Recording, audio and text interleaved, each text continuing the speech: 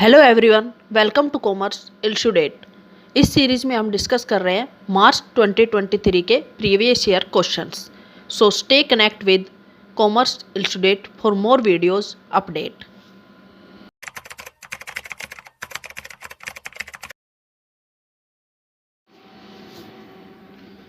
Question first, in the extreme case of perfect price discrimination the entire consumer surplus in the market goes। यहाँ पे बात की गई है प्राइस डिस्क्रिमिनेशन की। प्राइस डिस्क्रिमिनेशन का मतलब होता है सेम प्रोडक्ट के लिए प्रोड्यूसर डिफरेंट कंज्यूमर से डिफरेंट डिफरेंट प्राइस चार्ज करता है, उसे हम बोलते हैं प्राइस डिस्क्रिमिनेशन। ये तीन तरह का होता है, first degree price discrimination, second degree price discrimination और थर्ड डिग्री प्राइस डिस्क्रिमिनेशन।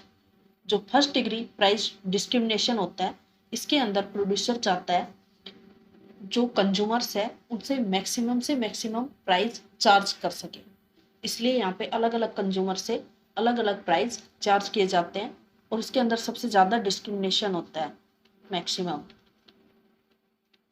इसलिए इसे यहाँ परफेक्ट प्राइस डिस्क्रिमिनेशन भी बोलते हैं।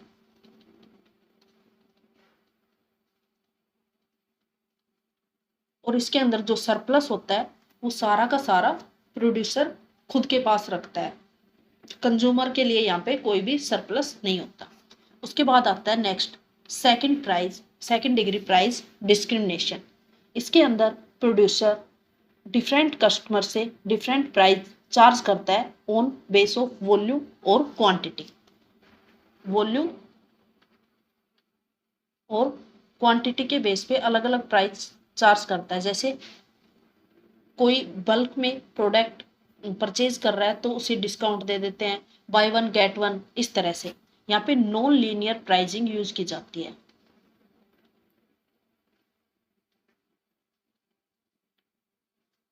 और सेकंड डिग्री प्राइस डिस्क्रिमिनेशन में जो प्राइस डिस्क्रिमिनेशन होता है वो मॉडरेट लेवल का होता है। उसके बाद नेक्स्ट आता है थर्ड डिग्री प्राइस डिस्क्रिमिनेशन। यहाँ पे लीनियर प्राइसिंग यूज की जाती है।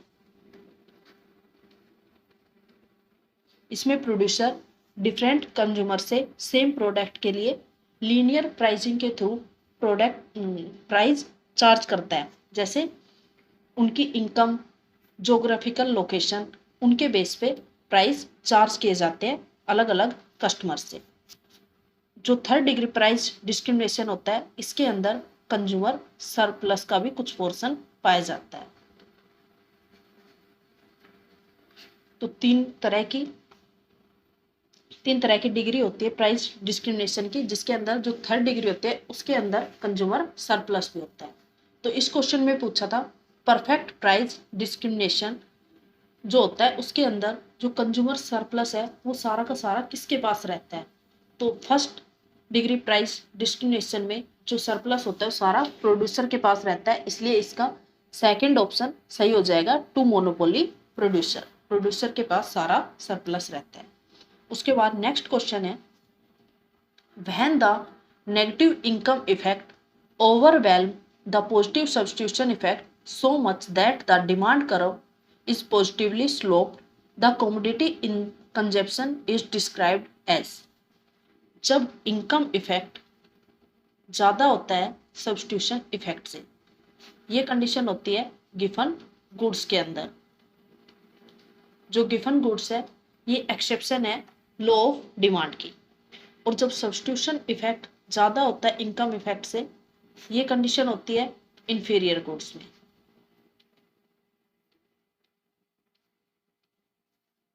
तो यहाँ पे इनकम इफेक्ट ज़्यादा दे रखा है सब्स्टिट्यूशन इफेक्ट से, तो यहाँ पे राइट आंसर हो जाएगा गिवन गुड।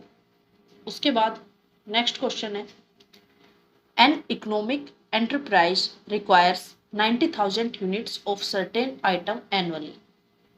तो ये क्वेश्चन प्रैक्टिकल क्वेश्चन है, इसके अंदर हमें ईओक्यू फाइंड आउट करनी है। तो ईओक्यू का फॉर्मूला होता है √2AO अपॉन में C।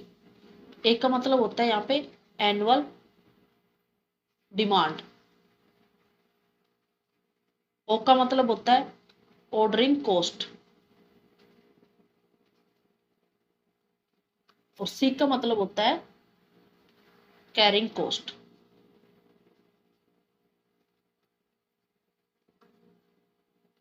तो अब इसको सोल्व करेंगे। 2 into a means annual demand. Annual demand कितनी है 90,000, तो इंटू में 90,000 इंटू ओ से ऑर्डरिंग कॉस्ट।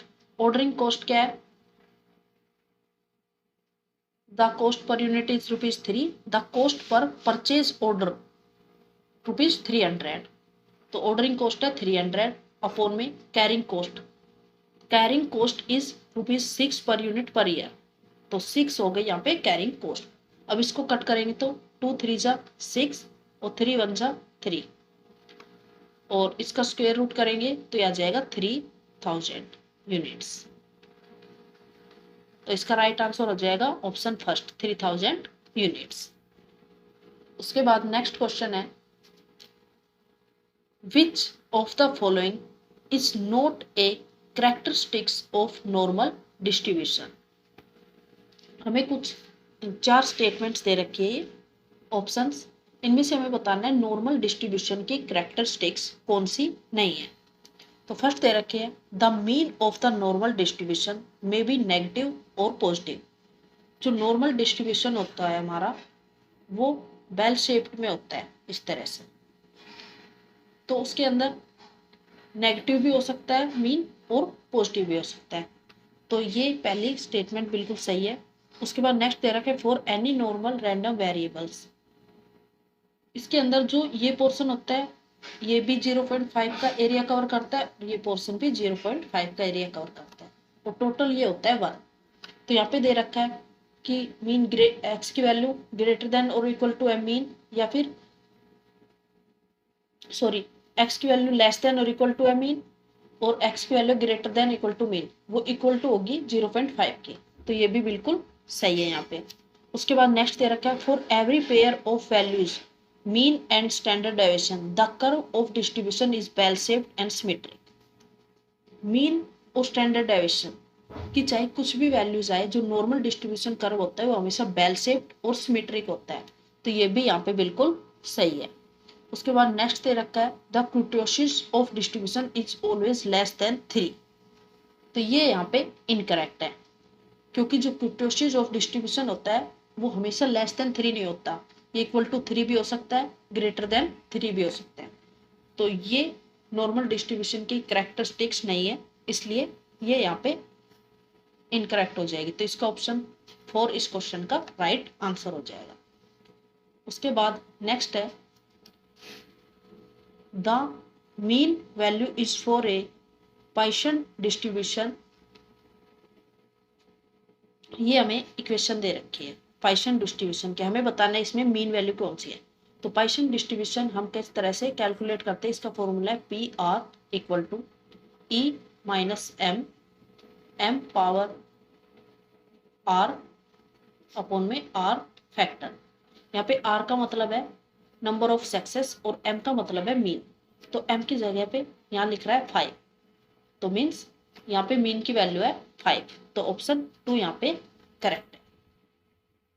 उसके बाद नेक्स्ट क्वेश्चन है which of the following is used to access the relationship between 2 ordinal variables. Ordinal variables, ordinal means rank. दो ordinal variables के बीच रिलेशनशिप फाइंड आउट करने के लिए हम किसका यूज करते हैं, तो रैंक, दो कोरिलेशन कोएफिशिएंट के बीच रैंक को निकालने के लिए हम यूज करते हैं स्पेयर्समैन रो। स्पेयर्समैन रैंक कोरिलेशन ऑफ कोएफिशिएंट, इस तरह से हमने एक फॉर्मूला पढ़ा था। तो इसका राइट आंसर हो जाएगा स्पेयर्समैन रो, स्पेयर्समैन रो इसका राइट आंसर। उसके बाद नेक्स्ट क्वेश्चन है which one of the following is not an advantage of organisation structure by product in a manufacturing company. हमें बताना है इनमें से कौन से एडवांटेज नहीं है ऑर्गेनाइजेशन स्ट्रक्चर की इन ए मैन्युफैक्चरिंग कंपनी जिसके अंदर प्रोडक्ट्स बनाए जाते हैं। तो फर्स्ट दे रखा है place attention and effort on product line. जब भी हम कोई प्रोडक्ट बनाते हैं तो उसके अंदर अटेंशन और प्रोडक्ट लाइन को इम्प्रूव करने के लिए एफर्ट्स की जरूरत होती है, तो ये बिल्कुल सही है यहाँ पे। उसके बाद सेकंड को छोड़ थर्ड देखो, improve coordination of functional activities. जो मैन्युफैक्चरिंग कंपनी है उसके अंदर अलग अलग फंक्शनल एक्टिविटीज हो रही है, तो उनके अंदर कोऑर्डिनेशन होना बहुत जरूरी है, तो improve coordination of functional activities, तो ये भी बिल्कुल सही है यहाँ पे। उसके बाद नेक्स्ट है permits growth and diversity of product, तो ये भी बिल्कुल सही है यहाँ पे। उसके बाद सेकंड है requires less person with managerial journal managerial abilities, तो ये यहाँ पे इनकरेक्ट है, क्योंकि हमें मैन्युफैक्चरिंग कंपनी के अंदर ज़्यादा से ज़्यादा मैनेजरियल एबिलिटी के एम्प्लॉयज़ की ज़रूरत होती है, लेकिन यहाँ पे क्या रखा है कि हमें ऐसे एम्प्लॉयज़ की ज़रूरत ही नहीं होती, बहुत कम ज़रूरत होती है, तो ये इसके एडवांटेज नहीं है, इसलिए ऑप्शन 2 इसका राइट आंसर हो जाएगा। उसके बाद नेक्स्ट क्वेश्चन है when the RBI desires to restrict expansion of credit, जब आरबीआई रिस्ट्रिक्ट करती है क्रेडिट के एक्सपेंशन को, तो वो क्या इंसेंटिव लेती है उसको कंट्रोल करने के लिए, क्या एक्शन लेती है। जब भी मार्केट में मनी की डिमांड इंक्रीज होती है या क्रेडिट की डिमांड इंक्रीज होती है, तो आरबीआई बैंक रेट्स को भी इंक्रीज कर देती है, तो इसका राइट आंसर हो जाएगा इंक्रीज द बैंक रेट।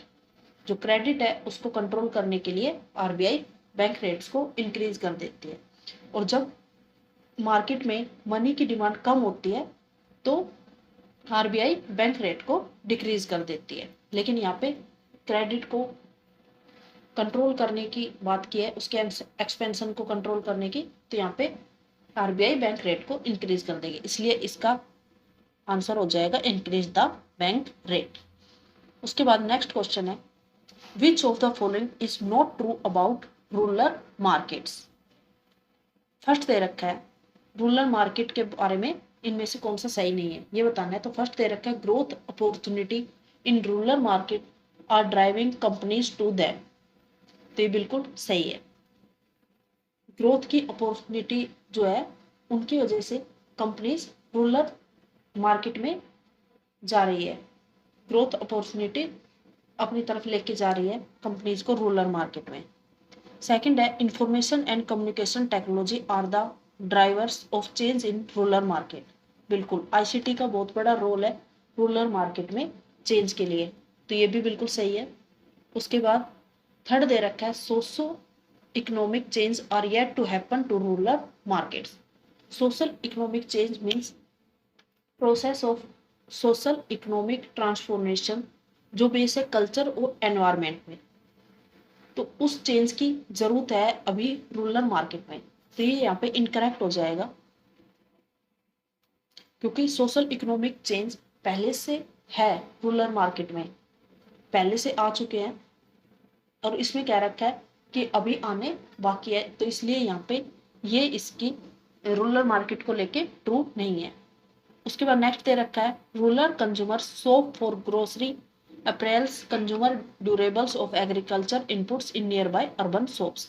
जो रूरल कंज्यूमर है वो अपनी डेली की जरूरत की चीज़ें और एग्रीकल्चर से रिलेटेड चीज़ें अर्बन शॉप्स जो उनके आसपास शहर में जो शॉप्स हैं उनसे लेते हैं, तो ये भी बिल्कुल सही है। तो इसमें नॉट ट्रू पूछा था, तो ऑप्शन 3 इसका राइट आंसर हो जाएगा।